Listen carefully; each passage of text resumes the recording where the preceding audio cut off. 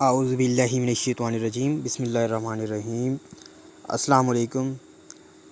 आज हम केमिस्ट्री के chapter number 1 fundamental of chemistry का topic number 1 branch of chemistry पढ़ेंगे। तो there students, are you ready? जी, तो आज हम पढ़ने जा रहे हैं ब्रांच ऑफ केमिस्ट्री। तो फर्स्ट ऑफ़ ऑल हम पहले पढ़ते हैं जो हमारे पास पहली ब्रांच है, फ़िज़िकल केमिस्ट्री। जैसा कि नेम से इंडिकेट कर रहा है, फ़िज़िकल मतलब कि फ़िज़िकल स्टेट से जो रिलेटेड है, जिसमें हम स्टडी करते हैं उसे फ़िज़िकल कहते हैं। ठीक है, तो फ़िज़िकल केमिस्ट्री में हम कह सकते हैं कि केमिस्ट्री की ऐसी ब्रांच जिसमें हम स्टडी करें relationship between composition and physical properties. मतलब कि केमिस्ट्री की ऐसी शाख जिसमें हम कंपोजिशन और फ़िज़िकल प्रॉपर्टीज़ के दरमियान जो रिलेशन होता है उसको स्टडी करते हैं, ऐसी ब्रांच को फ़िज़िकल केमिस्ट्री कहते हैं। सपोज़ हमारे पास वाटर है, ठीक है ना, तो हम ये देखेंगे कि वाटर जो है किन एटम से मिलकर बना हुआ है, इसको हम कंपोजिशन कहेंगे। और जैसा कि हमारे पास फ़िज़िकल प्रॉपर्टीज़ है, लाइक मेल्टिंग पॉइंट हो गया, बॉइलिंग पॉइंट हो गया, या कोई हमारे पास लिक्विड स्टेट में है, सॉलिड स्टेट में है, गैस स्टेट में है, ये तमाम की तमाम फ़िज़िकल प्रॉपर्टीज़ होते हैं। ठीक है, तो इन दोनों का आपस में जो रिलेशनशिप है उसको हम, या जो रिलेशन है उसको हम क्या कहते हैं, फ़िज़िकल केमिस्ट्री कहते हैं। लाइक हम देख लें फ़िज़िकल केमिस्ट्री जो है, इसमें जो फ़िज़िकल प्रॉपर्टीज़ हैं वो डिपेंड करती हैं किस पर, कंपोजिशन पर करती हैं। लाइक देख लें हमारे पास वाटर है तो इसका मेल्टिंग पॉइंट अलग होगा, कोई और हमारे पास सॉलिड है या गैस है उसका मेल्टिंग पॉइंट, बॉइलिंग पॉइंट अलग होगा, मतलब कि इनके आपस में मुख्तलिफ होता है। तो देयर स्टूडेंट्स, इसकी जो हम एप्लीकेशन देख लेते हैं। एप्लीकेशन में हम देखें तो हमारे पास आ जाती है फार्मेशन ऑफ मालिक्यूल्स आ गए, स्ट्रक्चर ऑफ एटम्स आ गया, बिहेवियर ऑफ लिक्विड आ गया, सॉलिड, गैसेस एक्स्ट्रा। यहाँ पर एक और बात आती है कि हमारे पास स्ट्रक्चर ऑफ एटम्स क्या है।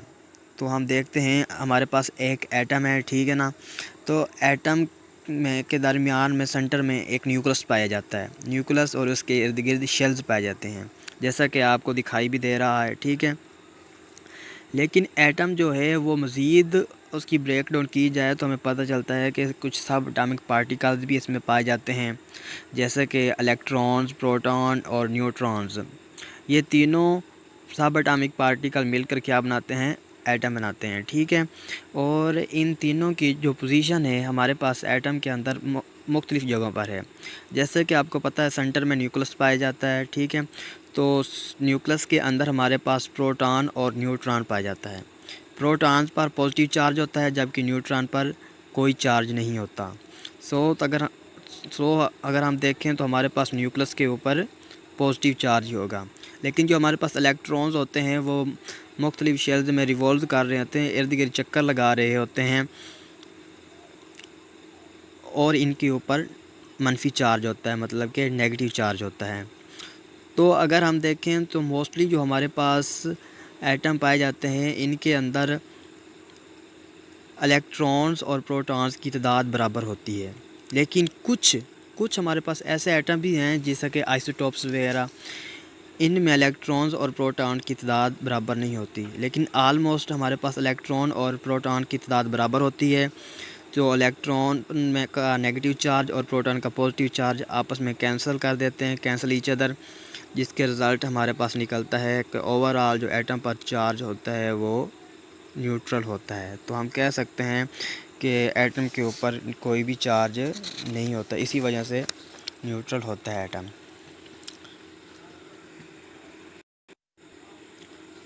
उम्मीद है कि बच्चों आपको इसकी समझ आ गई होगी। अगर इसमें की समझ ना आई हो तो कमेंट में लाजमी पूछ लीजिएगा। नेक्स्ट हमारे पास आ गया है ऑर्गेनिक केमिस्ट्री।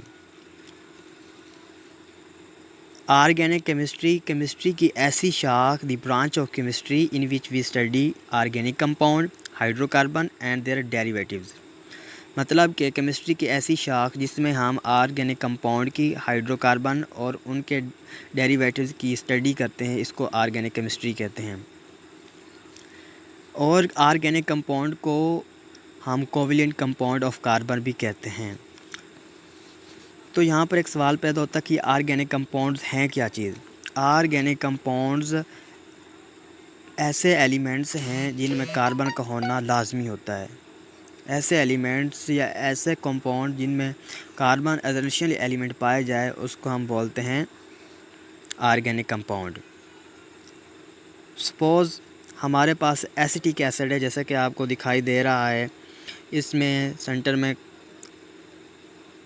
कार्बन पाया गया है, वो ऑर्गेनिक केमिस्ट्री की बिल्कुल साइड पे लिखा हुआ है एसिटिक एसिड, ठीक है।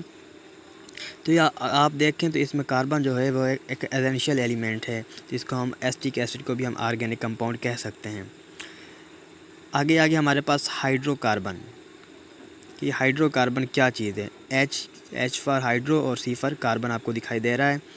तो ऐसे कंपाउंड जिनमें हाइड्रोजन और कार्बन लाजमी तौर पर हो, जो कंपाउंड हाइड्रोजन और कार्बन से बने हो, इनको हम हाइड्रोकार्बन कहते हैं। आगे आगे हमारे पास डेरिवेटिव्स। डेरिवेटिव्स का मतलब होता है कि किसी और चीज़ से जनरेट होना, किसी और चीज़ से बना हुए होना। लाइक हम देख लिए हमारे पास दूध होता है, दूध से हम बहुत सारी बेकरी में भी इस्तेमाल करते हैं, तो उसको हम क्या कहेंगे, डेयरी प्रोडक्ट कहते हैं, मतलब कि दूध से रिलेटेड होती हैं। तो ऐसे कंपाउंड जो हाइड्रोकार्बन और ऑर्गेनिक कंपाउंड से बनेंगे उन्हें हम कहेंगे डेरिवेटिव्स कहेंगे, ठीक है। तो हाइड्रोकार्बन की आपको मिसाल भी दी गई है, मीथेन सी है और इसके इर्द गिर्द 4 इलेक्ट्रॉन कह सकते हैं, या हमारे पास हाइड्रोजन के एटम अटैच है, ठीक है। आगे आगे डेरिवेटिव्स अगर हम देखें तो हमारे पास हाइड्रोकार्बन हैज़ 3 कैटेगरीज। हाइड्रोकार्बन भी हमारे पास 3 तरह के होते हैं, अल्केन, अल्कीन और अल्काइन। अल्केन आपको दिखाई दे रहा होगा कि CH4 मतलब कि सिंगल बॉन्ड होता है, और अल्कीन जो है हमारे पास उसमें डबल बॉन्ड होता है, और अल्काइन जो है उसमें हमारे पास ट्रिपल बॉन्ड होता है। ओके हो गया। मज़ीद हम इसे आगे जाकर डिटेल के साथ पढ़ेंगे, फ़िलहाल मैंने आपको समझाने के लिए एग्जांपल दी है। सपोज़ मैं आपको एक और सादी सी मिसाल देता हूँ कि हमारे पास अमोनिया है, ठीक है, NH3 में अगर हम देखें तो अगर हम गौर से देखें NH3 का स्ट्रक्चर, तो इसके पास 5 आउटरमोस्ट शेल में इलेक्ट्रॉन्स पाए जाते हैं, जिसमें हमारे पास एक जो है पेयर होता है और 3 अनपेयर होते हैं, ठीक है। तो इसके साथ एक और मिथाइल ग्रुप CH3 जो है, अगर वो यहाँ पर आकर अमोनिया के एक हाइड्रोजन से रिप्लेस होकर इसके साथ अटैच हो जाए, तो जो हमारे पास न्यू कंपाउंड बनेगा उसे हम कहेंगे मिथाइल अमाइन, और इसको हम कह सकते हैं कि ये क्या है, हमारे पास अमोनिया का डेरिवेटिव है।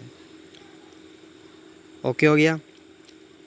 तो बच्चों अगर हम इसकी देख लेते हैं एप्लीकेशन भी मज़ीद देख लेते हैं। पेट्रोलियम हो गया हमारे पास, पेट्रोकेमिकल इंडस्ट्रीज़, फार्मास्यूटिकल इंडस्ट्री, ये तमाम की तमाम इसकी एप्लीकेशन, मतलब कि यहाँ पर इसके इस्तेमालात वगैरह किए जाते हैं।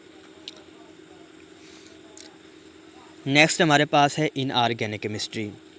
बच्चे इनऑर्गेनिक केमिस्ट्री का बहुत स्कोप है, कहाँ पर, जैसा कि नेम से ज़ाहिर हो रहा है, इसका बहुत ज़्यादा स्कोप है। कहाँ पर, इंडस्ट्री में इनऑर्गेनिक केमिस्ट्री बहुत इस्तेमाल होती है। हम कह सकते हैं कि केमिस्ट्री की ऐसी ब्रांच जिसमें हम तमाम एलिमेंट्स और उनके कंपाउंड की स्टडी करें, लेकिन माँ सिवाय कार्बन और ऑर्गेनिक कंपाउंड्स में। The branch of chemistry in which we study all the elements and their compound except carbon and organic compound. अब बच्चे यहाँ पर एक सवाल पैदा होता है कि ऑर्गेनिक कंपाउंड क्या हैं और कार्बन के साथ जो है वो क्या हैं। मीन्स कि हमारे पास कंपाउंड क्या हैं और एलिमेंट क्या हैं। सोडियम हमारे पास बच्चे एक एलिमेंट है, जब ये क्लोरीन के साथ रिएक्ट करते हैं तो एक कंपाउंड बन जाता है, जो कि हमारे पास सोडियम क्लोराइड क्या है, एक कंपाउंड है। उम्मीद है बच्चों इसकी आपको समझ आ गई होगी। नेक्स्ट है हमारे पास बायोकेमिस्ट्री। बायोकेमिस्ट्री 2 लफ्ज़ से मिलकर बना गया है, बायो और केमिस्ट्री।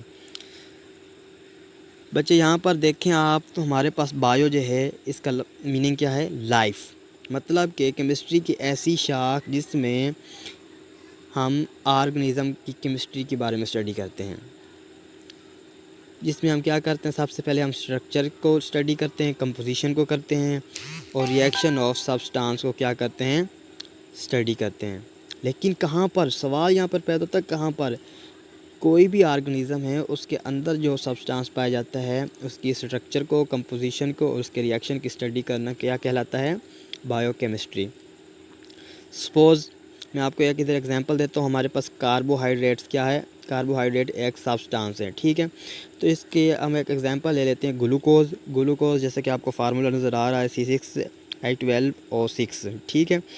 ये क्या हमारे पास, ये हमारे पास जो हम खुराक खाते हैं, डाइट लेते हैं, फूड लेते हैं, उसमें मौजूद होती है। जब हम इसे लेते हैं तो इसका जो स्ट्रक्चर है, इसकी कंपोजिशन है और रिएक्शन जो है हमारे अंदर जो, या कोई भी ऑर्गेनिज़म के अंदर जो होते हैं, इसकी स्टडी करना क्या कहलाता है? हमारे पास बायो केमिस्ट्री कहलाता है, ठीक है बच्चों। तो इसका हम लाइक हमारे पास ग्लूकोज C6H12O6, इसकी मतलब कि हम कंपोजिशन, हमने क्या कहा? कंपोजिशन की स्टडी करते हैं। कंपोजिशन क्या है कि कोई चीज़ किन चीज़ से मिलकर बनी गई है। तो हम यहाँ देखें तो ग्लूकोज में हमारे पास कार्बन भी है, हाइड्रोजन भी है और ऑक्सीजन भी है, ठीक है। ये इसके कंपोजिशन हो गई। अब हमारे पास जब ये इन मूव करके हमारी इनसाइड बढ़ जाती है तो इनके जो रिएक्शन होते हैं उनकी स्टडी करना, इसके मेटाबॉलिज्म होते हैं, कैटाबॉलिज्म होते हैं और ये हमें क्या करते हैं एनर्जी प्रोवाइड करते हैं, ठीक है। जब ये तमाम प्रोसेस हो जाते हैं तो हमारे पास एनर्जी पैदा हो जाती है और साथ में वेस्ट पैदा होता है, ठीक है। एटीपी जो इसको नाम दीजिए, इसको इस एनर्जी को हम बोलते हैं एटीपी। जो हमारे पास एनर्जी इस्तेमाल हो रही है उसको हम एटीपी का नाम देते हैं, एडिनोसिन ट्राईफॉस्फेट, ठीक है। और साथ में एक्सक्रीटरी इसका सिस्टम होता है, मीन्स के एक्सक्रीटरी सिस्टम, जब एक्सक्रीटरी का सिस्टम होता है तो हमारे पास वेस्ट होता है वो एक्सक्रीट किया जाता है इस सिस्टम के ज़रिए। जो हमारे पास एटीपी है उसको हम यूज़ कर लेते हैं, लेकिन जो वेस्ट है उसको क्या करते हैं? एक्सक्रीट कर देते हैं। तो बच्चों उम्मीद है कि आपको समझ आ गई होगी। नेक्स्ट हमारे पास आ गया इंडस्ट्रियल केमिस्ट्री। अगर हम इंडस्ट्रियल केमिस्ट्री में देखें, जैसा कि नाम से ज़ाहिर हो रहा है कि इंडस्ट्री मतलब कि इंडस्ट्री की बारे में तमाम की तमाम जो स्टडी होती है उसका हम क्या बोलते हैं? Industrial chemistry. हम कह सकते हैं those chemical compound which we prepared on commercial scale, मतलब कि ऐसे केमिकल कंपाउंड जो कमर्शियल स्केल पर बड़े पैमाने पर तैयार किए जाते हैं उनकी स्टडी करना क्या कहलाता है? इंडस्ट्रियल केमिस्ट्री कहलाता है। इसके साथ साथ हम मैन्युफैक्चरिंग ऑफ केमिकल कंपाउंड्स की भी स्टडी करते हैं, ठीक है। तो हम इसकी जो प्रॉपर डेफिनेशन है वो कह सकते हैं the branch of chemistry in which we study oxygen, chlorine, ammonia, मतलब कि ये क्या हमारे पास इंडस्ट्रियल प्रोडक्ट हैं, इनकी हम मैन्युफैक्चरिंग करते हैं। अब सवाल पैदा होता है कि यहाँ पर सिर्फ इन कंपाउंड्स की ज़्यादा हम मैन्युफैक्चरिंग क्यों करते हैं?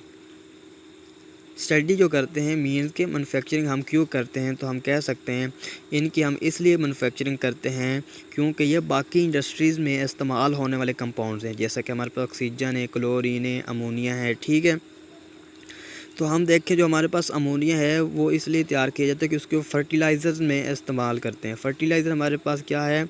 ऐसे ऑर्गेनिक कंपाउंड, ऐसे कंपाउंड जो हमारी ज़मीन की ज़रूरी अज्जा प्रोवाइड करते हैं, उसकी ज़रख़ेज़ी को बहाल रखते हैं, ठीक है। इसलिए हम ये तैयार करते हैं। हमारे पास आ गया क्लोरीन। क्लोरीन को हम क्या करते हैं? इसको बच्चे इसलिए तैयार किया जाता है कमर्शियल स्केल पर कि इसको लेटर यूज़ करके जो हमारे पास माइक्रोब्स हैं, बैक्टीरिया वगैरह है, इनकी ग्रोथ को रोकने के लिए इस्तेमाल करें, लाइक पानी को साफ़ करने के लिए। और क्लोरीन को हम डिसइंफेक्टेंट्स के तौर पर भी इस्तेमाल करते हैं, मतलब कि डिसइंफेक्ट मतलब कि बैक्टीरिया वगैरह को, माइक्रोब्स की ग्रोथ को कंट्रोल करने के लिए या उनको किल करने के लिए जो अद्वियात इस्तेमाल की जाती है। नेक्स्ट हमारे पास बच्चे देख लें सोप है, डिटर्जेंट्स है, ठीक है ना। अगर हम सोप और डिटर्जेंट की बात करें तो हमारे पास से ये क्लीनिंग, जितने भी क्लीनिंग एजेंट्स होते हैं उनको हम डिटर्जेंट्स कहते हैं। लाइक हमारे पास क्लोरीन वगैरह हो गए, ठीक है, और क्लोरीनेशन का जो अमल वगैरह होता है, डिटर्जेंट्स जितने भी सर्फ हैं उसको हम डिटर्जेंट्स बोलते हैं, ठीक है। तो इन तमाम की कमर्शियल स्केल पर इसलिए मैन्युफैक्चरिंग की जाती है। उम्मीद है बच्चों आपको इसकी समझ आ गई होगी। नेक्स्ट है हमारे पास इन्वायरमेंटल केमिस्ट्री। इन्वायरमेंटल केमिस्ट्री बच्चों जैसा कि नाम से ज़ाहिर है, इन्वायरमेंट मतलब कि इन्वायरमेंट की केमिस्ट्री के बारे में पढ़ना क्या कहलाता है, इन्वायरमेंटल केमिस्ट्री। इसमें हम दो चीज़ स्टडी करते हैं, the branch of chemistry and in which we study components and effects of human activities on living organism. मतलब कि इन्वायरमेंट के जो कंपोनेंट्स होते हैं उनकी स्टडी करना और उसमें रहने वाले इंसानों की जो इफ़ेक्ट्स होते हैं उनकी स्टडी करना क्या कहलाता है, इन्वायरमेंटल केमिस्ट्री। अब सवाल पैदा होता है कि कंपोनेंट्स क्या हैं। कंपोनेंट्स बच्चों जो हमारे पास हैं दो तरह के होते हैं, बायोटिक कंपोनेंट्स और एबायोटिक कंपोनेंट्स। बायोटिक मतलब कि लाइफ वाले जो लिविंग ऑर्गेनिज्म होते हैं, और एबायोटिक नॉन लिविंग जो होते हैं उसको हम एबायोटिक कहते हैं। बायोटिक में अगर देखें तो हम खुद इंसान आ सकते हैं, परिंदे आ सकते हैं, दरख्त आ सकते हैं, हमारे पास जानवर आ सकते हैं, ठीक है। लेकिन अगर हम एबायोटिक में देखें तो हमारे पास टेम्परेचर हो गया, प्रेशर हो गया, वाटर हो गया, हवा हो गई, ये तमाम की तमाम किस्में आती हैं हमारे पास एबायोटिक में। लेकिन इन दोनों के दरमियान में जो रिलेशन होता है वो ये होता है कि जो हमारे पास बायोटिक हैं वो डिपेंड किस पे हैं, एबायोटिक पे। लाइक हम अपनी मिसाल ले लेते हैं, हम पानी के बगैर भी ज़िंदा नहीं रह सकते, टेम्परेचर ज़्यादा हो जाए तो वो भी हमारे लिए हार्मफुल होता है, प्रेशर हो जाए वो भी, हवा के बगैर भी हम ज़िंदा नहीं रह सकते, ठीक है। नेक्स्ट हमारे पास आ गया effect of human activities. Human activity से क्या होता है कि वाटर पोल्यूशन क्रिएट होती है, एयर पोल्यूशन होती है। वाटर पोल्यूशन कैसे होती है, जो हमारे पास इंडस्ट्रीज़ वगैरह हैं, ठीक है, वो हार्मफुल केमिकल रिलीज़ करती है वाटर में, और वाटर क्या करता है, वाटर वहाँ से निकाला जाता है और दरियाओं वगैरह में जाता है, वहाँ पर क्या करता है, एक्वेटिक लाइफ को मुतासर करता है। एक्वेटिक लाइफ ऐसी लाइफ जो पानी में रहते हैं, रहने वाले जानवर को एक्वेटिक एनिमल्स कहते हैं, ठीक है। तो उन पर असरअंदाज होती है जिनकी वजह उनकी डेथ हो जाती है। और इसके साथ साथ ये ना सिर्फ हमारे पास वाटर पोल्यूशन क्रिएट कर रहा है बल्कि हमारे पास एयर पोल्यूशन भी क्रिएट कर रहा है, ठीक है। एयर पोल्यूशन का क्या है कि जैसा कि हमारे पास देख लें क्लोरोफ्लोरोकार्बन है, ठीक है, लाइक ये हम रेफ्रिजरेटर वगैरह में इस्तेमाल करते हैं, एसी वगैरह में, ठीक है। ये रिलीज़ करता है, तो ये रिलीज़ होने के बाद अर्थ के बाद फ़ौरन बाद ऊपर चली जाती है, और वहाँ पर हमारे पास एक है ओज़ोन लेयर। ओज़ोन लेयर बच्चों क्या चीज़ होती है, ओज़ोन O3 को कहते हैं। इसका मेन मकसद ये होता है कि सूरज जो ख़तरनाक शुआएँ रेडिएशन, अल्ट्रा वायलेट रेडिएशन खारिज करते हैं, उसको क्या करते हैं, फ़िल्टर करके हम पर पहुंचाता है। मतलब कि पहले वो बहुत ज़्यादा इफ़ेक्टिव होती है, लेकिन ओज़ोन फ़िल्टर करके हम पर पहुंचाता है, जिसकी वजह से ये हम इससे कह सकते हैं ये हमारा डिफेंडर है, क्योंकि हमें उन शुआओं से बचाए रखता है। तो क्या होती है, क्लोरोफ्लोरोकार्बन्स ये यहाँ से रिलीज़ होकर जाती है ओज़ोन में, ओज़ोन के साथ रिएक्ट करके क्या करती रहती है, उसको होल करती रहती है। उसके होल होने की वजह से लाइक अगर हम देखें कोई, मैं आपको मतलब कि एक दीवार है, ठीक है, वहाँ से मैं आपको ऐसे फूंक मारता हूँ तो आप तक नहीं जाएगी, लेकिन अगर मैं उसमें से कोई सुराख कर लूँ तो आप फूंक मारो तो आप तक वो हवा पहुँच जाएगी। सेम इस तरह जो रेडिएशंस पहले ओज़ोन फ़िल्टर कर रही थी, वो क्या करती हैं, आहिस्ता आहिस्ता क्लोरोफ्लोरोकार्बन की वजह से जो होल हो चुके हैं उनमें से रिलीज़ हो जाती है और नीचे आती है, जिसकी वजह से तरह तरह की बीमारियां पैदा होती है, जैसा कि हमें स्किन कार्सिनोमा एक डिज़ीज़ है, स्किन का कैंसर जो है वो हो जाता है। इसके अलावा और भी बहुत सारी बीमारियां हैं जो इसकी वजह से पैदा होती हैं। तो लिहाजा हमें इस तरह की चीज़ें कम से कम इस्तेमाल करनी चाहिए, और इंडस्ट्री वगैरह से भी जो एयर रिलीज़ की जाती है, धुआं रिलीज़ किया जाता है, उसको फ़िल्टर करना चाहिए। तो डियर स्टूडेंट्स, आज के लिए इतना था। अगर कोई चीज़ समझ ना आए तो आप कमेंट करके पूछ सकते हैं। तब तक नेक्स्ट लेक्चर के लिए बाकी हमारी 2 ब्रांच रह गई हैं, वो इंशाल्लाह हम कल करेंगे। तब तक के लिए अल्लाह हाफ़िज़, अपना ख्याल रखिएगा। अल्लाह हाफ़िज़।